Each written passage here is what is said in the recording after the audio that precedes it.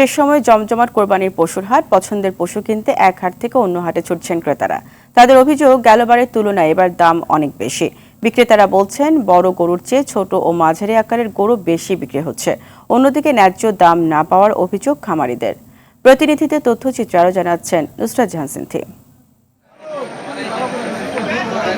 মাদারীপুরের পশুর হাটগুলোতে ক্রেতাদের উপচে পড়া ভিড়। ক্রেতারা বলছেন, সরবরাহ বেশি হলেও দাম চড়া। 1 থেকে 2 লাখ টাকার গরু বেশি বিক্রি হচ্ছে।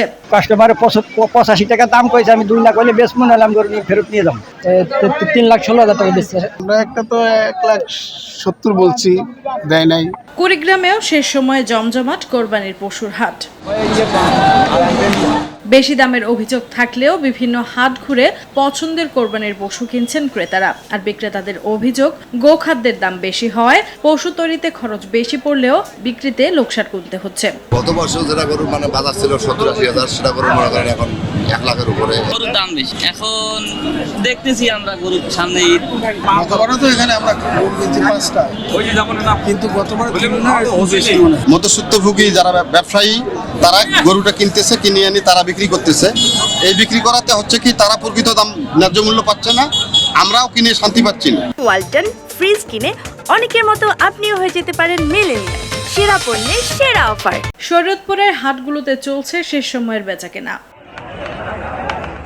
খামারিদের অভিযোগ, ন্যায্য দামে বিক্রি করতে পারছেন না।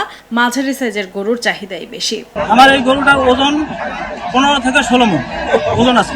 যে হিসাবে যারা মূল্য দাম করতেছে 4 লাখ টাকা দাম বলতেছে, তাতে আমার এই গরুটা পালতে ব্যয় হয়েছে তার চেয়ে বেশি টাকা। বড় গরুর তুলনায় ছোট গরুর দাম বেশি, এবং বড় গরু তৈরি করতে যে পরিমাণ খরচ বা কষ্টের প্রয়োজন, তাতে দেখা যায় ছোট গরুর মূল্য বেশি পাওয়া যায়। 1000 টাকা খরচ হয় পার পিসে ডেলি। এই আজ 3 মাসে অনেক টাকা এনেছি। কেমনে টা গরু বিচ্ছে মানুষ।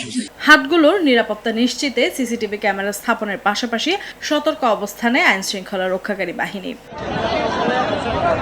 নুসরাত জাহান সিনথি, RTV।